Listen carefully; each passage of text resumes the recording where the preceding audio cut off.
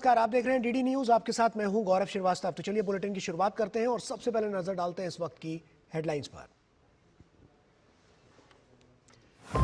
3 देशों की सफल यात्रा के बाद प्रधानमंत्री मोदी स्वदेश रवाना। ओमान के सुल्तान हैथम बिन तारिक ने पीएम को ऑर्डर ऑफ ओमान से किया सम्मानित और भी कई उपहार किए भेंट।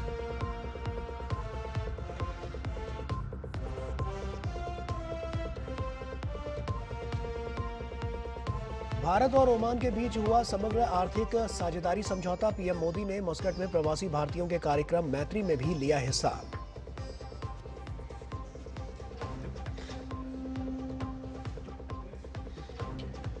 लोकसभा से पास हुआ विकसित भारत जी राम जी बिल। विपक्ष ने किया भारी हंगामा। शिवराज सिंह चौहान ने विपक्ष के आचरण को बताया अमर्यादित।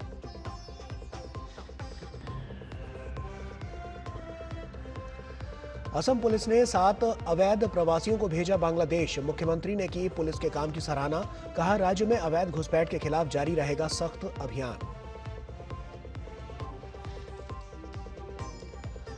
और छत्तीसगढ़ में सुरक्षा बलों को मिली बड़ी कामयाबी। सुकमा में डीआरजी और माओवादियों के बीच मुठभेड़ में 3 नक्सली ढेर। मौके से कई हथियार भी बरामद।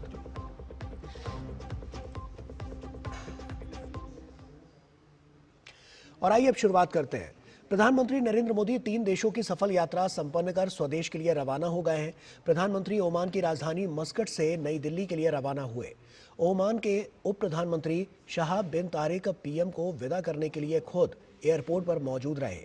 पीएम ने इस दौरे में जॉर्डन, इथियोपिया और ओमान की यात्रा की। इस दौरान द्विपक्षीय सहयोग से जुड़े कई महत्वपूर्ण समझौते हुए। साथ ही पीएम को इथियोपिया और ओमान के शीर्ष सम्मान से भी नवाजा गया।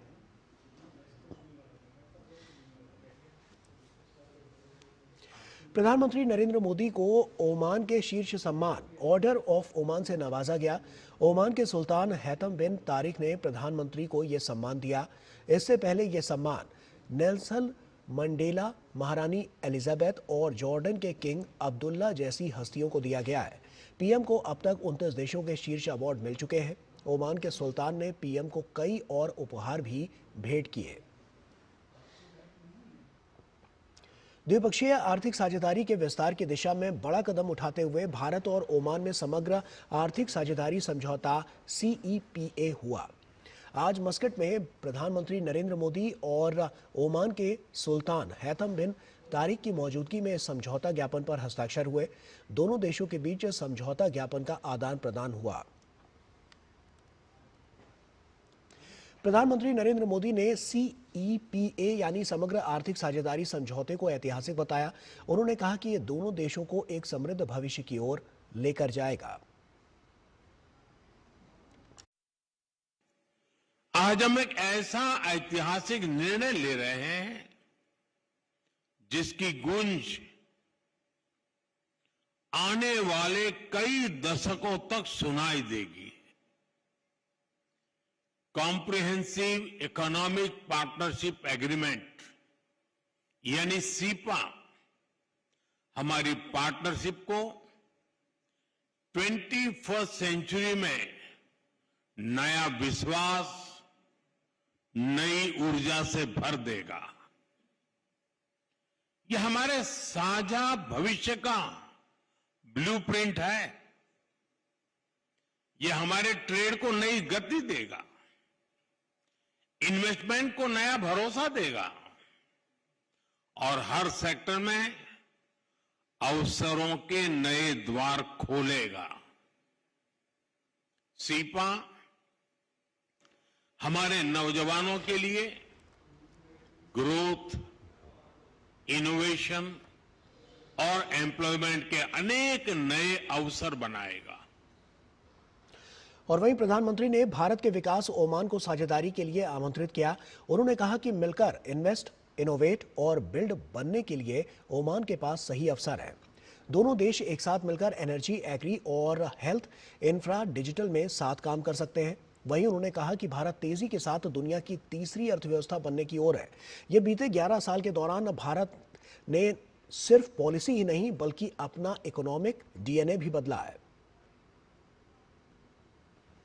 आज बिजनेस वर्ल्ड में भारत की इकोनॉमी की रेजिलियंस की चर्चा होती है।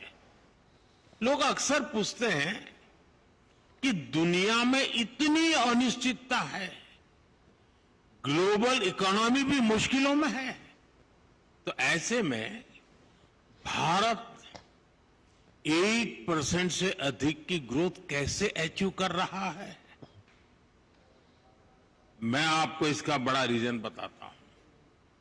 असल में बीते 11 वर्षों के दौरान भारत ने सिर्फ पॉलिसी नहीं बदली है, भारत ने अपना इकोनॉमिक डीएनए बदला है।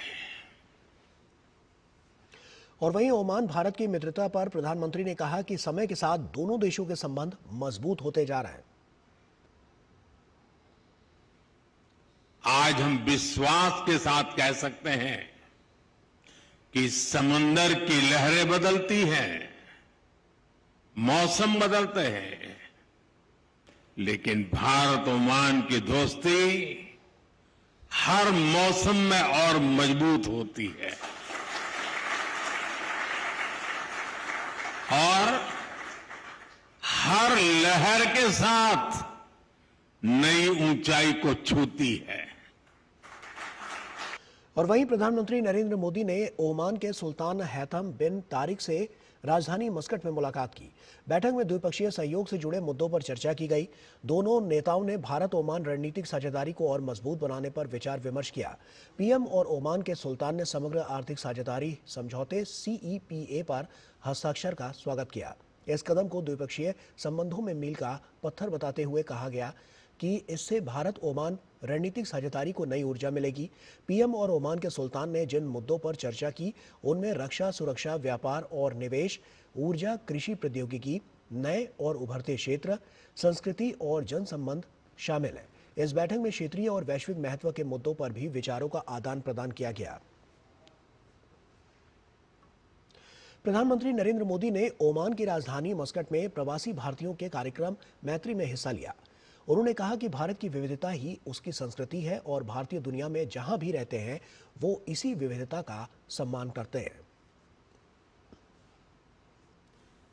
आज हम सब यहां भारत ओमान मैत्री पर्व भी मना रहे हैं। मैत्री यानी एम से मैरीटाइम हेरिटेज, ए से एस्पिरेशंस, आई से इनोवेशन, टी से ट्रस्ट एंड टेक्नोलॉजी, आर से रिस्पेक्ट, आई से इंक्लूसिव ग्रोथ, यानी ये मैत्री पर्व हम दोनों देशों की दोस्ती, हमारी शेयर्ड हिस्ट्री और प्रॉस्परस फ्यूचर का उत्सव है। और वहीं बीते 11 सालों में भारत की प्रगति के बारे में भी प्रधानमंत्री ने बात की। उन्होंने कहा कि नए airport, AIIMS, IIT, IIM Bharat की गति है। मैन्युफैक्चरिंग, ग्रीन ग्रोथ, फिनटेक कुछ ऐसे प्लेटफॉर्म्स हैं जहां भारत की प्रगति अभूतपूर्व है और डिजिटल इंडिया ने तो पूरी दुनिया को चौंका दिया है। 21वीं सदी का भारत बड़े फैसले लेता है, तेजी से निर्णय लेता है, बड़े लक्ष्यों के साथ आगे बढ़ता है और एक तय टाइमलाइन पर रिजल्ट लाकर ही दम लेता है। साथियों, मैं आपको गर्व की एक और बात बताता हूं। आज भारत दुनिया का सबसे बड़ा डिजिटल पब्लिक इंफ्रास्ट्रक्चर बना रहा है। भारत का यूपीआई यानी यूनिफाइड पेमेंट्स इंटरफेस दुनिया का सबसे बड़ा real time digital payment system है। और वक्त यहाँ पर एक छोटे से ब्रेक का है, जल्द हाजिर होते हैं। चिंतामणि, क्यों इतनी चिंता करते हो? क्या खरपतवार से परेशान हो? पेश है स्टील MH210 फ्लावोमीटर। खरपतवार पे करो वार, सुनहरी फसल होगी हर बार। तू मेरे घर के रानी, ये मेरे खेतों का राजा। स्टील उपकरण लाए परिवर्तन। मेरी पसंद। मेरी पसंद। मेरी पसंद। मेरी पसंद। हमारी पसंद। हम सबकी पसंद। मजबूत देश का मजबूत सरिया हो गया स्टील। क्या आपको है आकर्षक बचत विकल्पों की तलाश? LIC प्रस्तुत करता है नव जीवन श्री सिंगल प्रीमियम प्लान। एक मुश्त प्रीमियम राशि जमा करें, जीवन बीमा कवर का आनंद उठाएं, परिपक्वता पर गारंटीकृत निश्चित राशि प्राप्त करें, तरलता विकल्प भी उपलब्ध। अभी खरीदें। मौजूदा पॉलिसी धारकों के लिए आकर्षक छूट, नियम और शर्तें लागू। ब्रेक के बाद एक बार फिर से आप सभी का स्वागत है। लोकसभा में आज विकसित भारत जी राम जी बिल 2025 पारित हो गया है। केंद्रीय कृषि एवं ग्रामीण विकास मंत्री शिवराज सिंह चौहान द्वारा विधेयक पर चर्चा का जवाब दिए जाने के बाद सदन ने इसे ध्वनिमत से पारित कर दिया। चर्चा में 98 सदस्य शामिल हुए। ये विधेयक मौजूदा महात्मा गांधी राष्ट्रीय ग्रामीण रोजगार गारंटी अधिनियम मनरेगा 2005 की जगह पर लाया गया है। विकसित भारत जी राम जी विधेयक 2025 का उद्देश्य विकसित भारत एट 2047 के राष्ट्रीय विजन के अनुरूप एक ग्रामीण विकास ढांचा स्थापित करना है। विधेयक के अंतर्गत ग्रामीण परिवारों को 125 दिनों के मजदूरी रोजगार की गारंटी और सशक्तिकरण, विकास, कन्वर्जेंस एवं सैचुरेशन पर केंद्रित है और विधेयक के अंतर्गत जल सुरक्षा, मुख्य ग्रामीण इंफ्रा, आजीविका और आपदा निवारण वाले कार्यों पर खास फोकस रहेगा। लोकसभा में विकसित भारत जी राम जी बिल पर चर्चा का जवाब देते हुए केंद्रीय कृषि एवं किसान कल्याण ग्रामीण विकास मंत्री शिवराज सिंह चौहान ने कहा कि बापू हमारे आदर्श है, बापू हमारी प्रेरणा है। हम गांधी जी के आदर्शों पर चलने वाले हैं। गांधी जी ने ही कहा था कि गांव भारत की आत्मा है। गांव का विकास हमारी सरकार की सोच के केंद्र में है। बापू हमारी श्रद्धा है, बापू जी हमारे आदर्श हैं, बापू हमारी प्रेरणा है, बापू हमारा विश्वास है। और इसलिए माननीय अध्यक्ष महोदय, भारतीय जनता पार्टी ने अपनी पंच निष्ठाओं में गांधी जी के सामाजिक आर्थिक दर्शन को स्थान दिया है। हम गांधी जी के आदर्शों पर चलने वाले हैं। गांधी जी ने कहा था, गांव भारत की आत्मा है, अगर गांव मर जाएंगे तो भारत मर जाएगा। माननीय अध्यक्ष महोदय, मैं प्रार्थना करना चाहता हूं, है अपना हिंदुस्तान कहां, वो बसा हमारे गांव में। ये बिल गांव के विकास का बिल। और वहीं केंद्रीय ग्रामीण विकास मंत्री ने कहा कि योजनाओं के नाम रखने की सनक कांग्रेस की रही है। स्कूल, कॉलेज, अस्पतालों तक का नाम इन्होंने नेहरू, इंदिरा और राजीव गांधी के नाम पर रखने की परंपरा बनाई। ये कह रहे थे कि किस सनक में ये नाम बदल रहे हैं। सनक की बात की थी, सनक में हम नहीं है, सनक में मोदी सरकार नहीं है। नाम रखने की सनक तो कांग्रेस की है। माननीय अध्यक्ष महोदय, कितनी योजनाओं के नाम महात्मा गांधी के नाम पे आपने रखे। माननीय अध्यक्ष महोदय, इन्हें नाम महात्मा गांधी के नाम पर नहीं रखे, इन्हें नाम केवल नेहरू परिवार के नाम पर रखने का पाप किया। और लोकसभा में आज विपक्ष के भारी हंगामे और विरोध के बीच विकसित भारत जी राम जी बिल पारित हुआ। केंद्रीय मंत्री चिराग पासवान ने कहा कि वर्तमान सरकार गरीबों के हित को देखकर ही काम करती है, जबकि विपक्ष गरीबों का भला नहीं चाहती। केंद्रीय मंत्री चिराग पासवान से खास बातचीत की हमारे संवाददाता मुकेश शुक्ला ने। देखिए। जैसा कि आप देख रहे हैं कि जी राम जी बिल यहाँ पर पास हुआ, इसका विरोध हुआ, लेकिन जिस तरह की आज कांग्रेस की भूमिका यहाँ पर देखने को मिली, क्या प्रतिक्रिया? देखिए, मैं मानता हूँ जिस तरीके से विपक्ष का आज आचरण रहा, ये कतई स्वीकार नहीं। लोकतंत्र आपको इजाजत देता है अपने विरोध को दर्ज कराने को, और आप कराइए। कल पूरा दिन दिया गया, रात में 1:30 बजे तक चर्चा चली है। विपक्ष के हर एक नेता ने अपनी बातों को रखने का काम किया, पर उसके बाद जिस तरीके का आचरण आज सदन में देखा गया, देश की सबसे पुरानी पार्टी ने आज सदन की मर्यादा को तार तार करने का काम किया।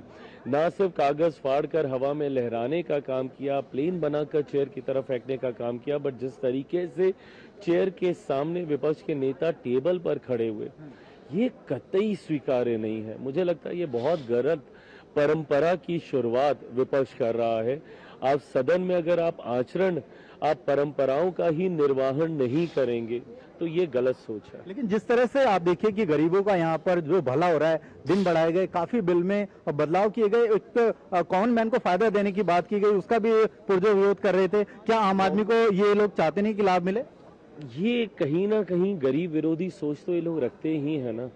जिस तरीके से आज गांव और शहर की दूरी को कम करने की सोच के साथ इस विधेयक को लाया गया, गरीब मजदूरों को सशक्त करने की सोच के साथ इस विधेयक को लाया गया, 100 के बजाय उसमें 25% इजाफा करके 125 दिन रोजगार की गारंटी के साथ इस विधेयक को लाया गया। तो ये थे चिराग पासवान जी, जो बता रहे थे कि आज जो लोकसभा में कांग्रेस ने हंगामा किया और जिस तरह की उन्होंने एक बार फिर से अपनी जो छवि है वो पूरे देश के सामने रखी है कि वो गरीबों का भला चाहती ही नहीं है। कैमरा विक्की राजपूत के साथ मैं मुकेश शुक्ला, डीडी न्यूज दिल्ली। और वहीं विकसित भारत जी राम जी का असर अब राजस्थान के करौली जिले की पंचायत समितियों में भी साफ दिखने लगा है। वहीं करौली पंचायत समिति क्षेत्र की ग्राम पंचायत बरखेड़ा, कोटे मामचारी और गुनेसरा में इस योजना को लेकर श्रमिकों और ग्रामीणों में खासा उत्साह देखा जा रहा है। ग्रामीणों का मानना है कि विकसित भारत जी राम जी मिशन गांवों में स्थायी और टिकाऊ आजीविका के अवसर पैदा कर रहा है।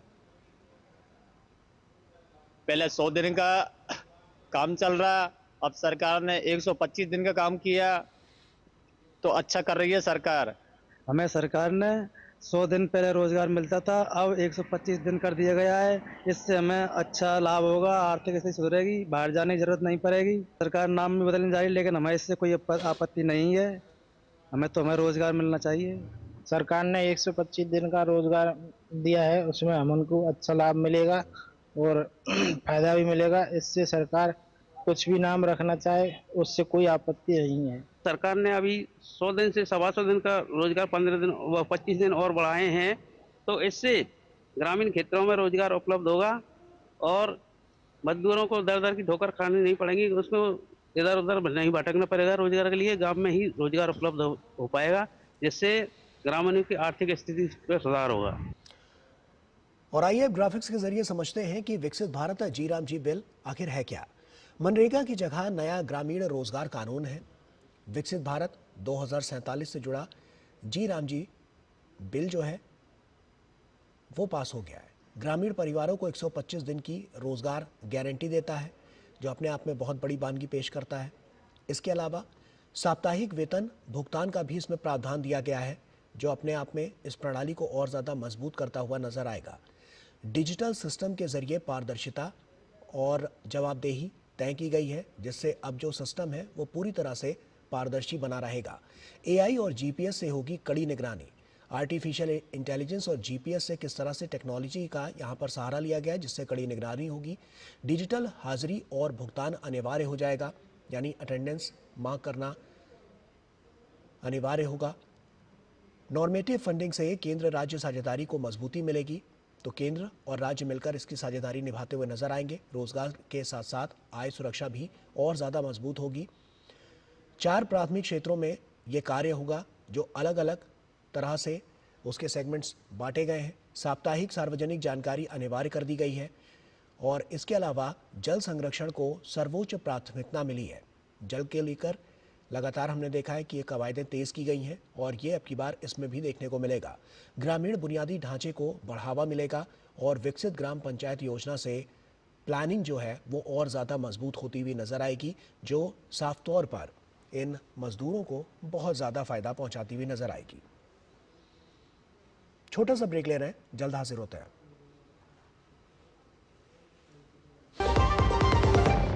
चिंतामणि, क्यों इतनी चिंता करते हो? क्या खरपतवार से परेशान हो?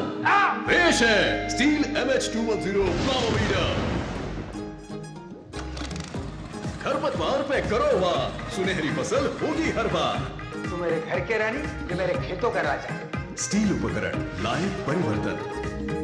बढ़ता है, खेलता है, झूलता उछलता है, दौड़ता कभी कभी दौड़ कर आता है, आगे आगे बढ़ता है इंडिया, अमूल दूध पीता है इंडिया। ब्रेक के बाद एक बार फिर से आप सभी का स्वागत है। परमाणु ऊर्जा विभाग राज्य मंत्री डॉक्टर जितेंद्र सिंह ने राज्यसभा में नाभिकीय ऊर्जा का संधारणीय दोहन और अभिवर्धन विधेयक पेश किया। इस विधेयक पर बात करते हुए उन्होंने कहा कि नाभिकीय ऊर्जा के लिए जहां 2014 में बजट 30,879 करोड़ का था, वहीं वर्तमान में इसका बजट 37,483 करोड़ का हो गया है, यानी इसमें 107.07% की वृद्धि हुई है। एटॉमिक एनर्जी के क्षेत्र में 2015 में पीएसयू के साथ ज्वाइंट वेंचर किया गया। 2017 में सरकार ने 10 रिएक्टर की भी स्थापना की। इसी साल सितंबर में 4 नए रिएक्टर की नींव रखी गई। इस साल बजट में न्यूक्लियर एनर्जी मिशन को लॉन्च किया गया। Before 2014 or 2013-14, the budget of Atomic Energy Department was just 13,879 crore, which is now increased in the current year to 37,483 crore, nearly 107.07% hike. In 2015, this government took another heroic decision and opened up the nuclear sector to joint ventures, but joint ventures limited only to the PSUs, not to the private. In 2017, for the first time in a single cabinet decision, a bulk approval was given to set up 10 reactors. और प्रधानमंत्री नरेंद्र मोदी के नेतृत्व में देश का रक्षा budget 7 lakh crore रुपए का हो चुका है। केंद्रीय मंत्री मनसुख मांडविया ने कहा है कि एक दशक पहले तक देश का रक्षा उत्पादन 50,000 करोड़ से कम का था, जो आज 1,50,000 करोड़ रुपए से ज्यादा का हो चुका है। मोदी जी के नेतृत्व में देश बदल रहा है, देश आगे बढ़ रहा है और नया भारत का निर्माण हो रहा है। इन नया भारत में डिफेंस सेक्टर भी एकदम बदल चुका है। डिफेंस सेक्टर में देश आत्मनिर्भरता की राह पर आगे बढ़ चुका है और इसलिए देश में डिफेंस का बजट 7 लाख करोड़ तक पहुंचने आया है। डिफेंस प्रोडक्शन में देश की आत्मनिर्भरता बढ़ी है। डिफेंस प्रोडक्शन पहले, यानी कि एक दशक पहले 50,000 करोड़ से कम हुआ करता था, वो आज 1,50,000 करोड़ से अधिक है, यानी कि 1.74% की वृद्धि हो चुकी है। और केंद्रीय मंत्री ने कहा कि देश का डिफेंस पहले आयात पर निर्भर था, लेकिन आज प्रधानमंत्री मोदी के मार्गदर्शन में हमारी आयात निर्भरता में भारी कमी आई है। डिफेंस में हमारी इंपोर्ट पर डिपेंडेंसी रहती थी, लेकिन मोदी जी के नेतृत्व में हमारी इंपोर्ट डिपेंडेंसी कम होती जा रही है और 65% डिफेंस इक्विपमेंट इंडिजिनियस मैन्युफैक्चरिंग होता है। एक दशक पहले हम केवल 686 करोड़ का डिफेंस एक्सपोर्ट करते थे, व्याप बढ़ के 25,000 करोड़ के नजदीक पहुंचने आया है, यानी कि हमारा एक्सपोर्ट ग्रोथ 2000% बढ़ा है। और केंद्रीय मंत्री ने देश के डिफेंस सेक्टर के उज्जवल भविष्य के बारे में भी बात की। उन्होंने कहा कि हमने देश के रक्षा उत्पादन को वर्ष 2029 तक बढ़ाकर 3 लाख करोड़ और निर्यात को बढ़ाकर 50,000 करोड़ करने का लक्ष्य रखा है।